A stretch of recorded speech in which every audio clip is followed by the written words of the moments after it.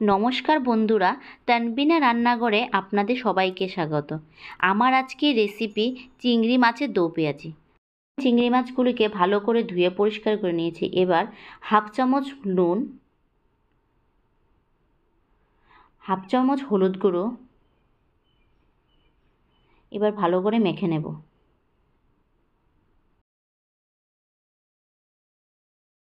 এবার একটা কড়াইতে 2 চামচ তেল দিয়ে দিয়েছি। তেলের মধ্যে এক এক করে চিংড়ি মাছগুলি দিয়ে দেব।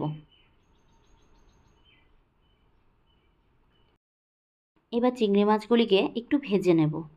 চিংড়ি মাছগুলি অল্প ভাজবো, বেশি ভাজবো না, বেশি ভাজলে আবার শক্ত হয়ে যাবে।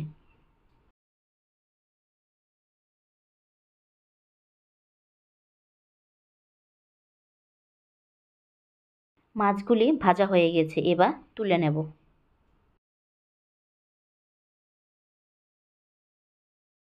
গ্রেভির জন্য একটা মশলা তৈরি করব। আমি এখানে 2 টুকরো আদা, 5টা রসুনের কোয়া, 4টা কাঁচা লঙ্কা নিয়ে নিয়েছি।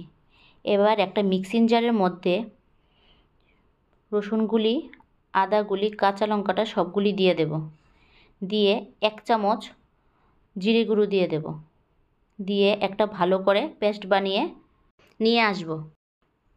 এবার কড়াইতে আমি আরও 3 চামচ তেল দিয়ে দিয়েছি। তেলটা গরম হয়ে গিয়েছে। এবার 2টো এলাচ, 2টো দারচিনি দিয়ে একটু নাড়িয়ে নেব।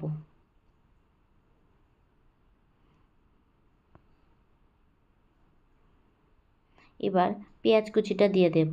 গ্যাসের ফ্লেমটাকে একটু মিডিয়াম আঁচে রাখব। পেঁয়াজটাকে হালকা করে একটু ভেজে নেব। পেঁয়াজটা হালকা ভাজা হয়ে গিয়েছে। এবার মশলা করা পেঁয়াজটা দিয়ে দিয়েছি। একটু নাড়িয়ে নেব।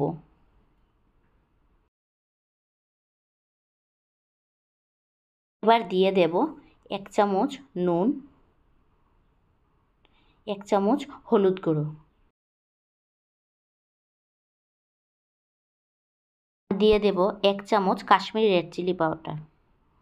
দিয়ে এটাকে ভালো করে লো ফ্লেমে 3 মিনিট কষিয়ে নেব। মশলাটা ভালো করে কষানো হয়ে গিয়েছে। এবার আমি এখানে 1 কাপের মতো জল দিয়ে দেব। গ্রেভিটা ফুটে উঠে গেছে। এবার ভাজা চিংড়ি মাছগুলি এর মধ্যে দিয়ে দেব। দিয়ে একটু নাড়াচাড়া করে দেব। চিংড়ি মাছগুলি দেওয়ার 3 মিনিট পর টুকরো করা পেঁয়াজগুলি দিয়ে দেব। তার মধ্যে দিয়ে দেব টুকরো করা টমেটো।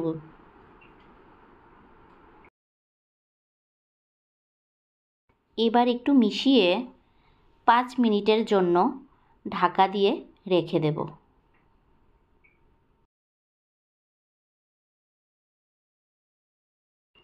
5 মিনিট পর ঢাকা খুলে এর মধ্যে হাফ চামচ গরম মশলার গুঁড়ো দিয়ে দেব।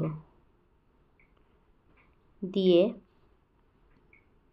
একটু নাড়াচাড়া করে গ্যাসটাকে অফ করে দেব। আজকে আমার রেসিপি এই পর্যন্ত।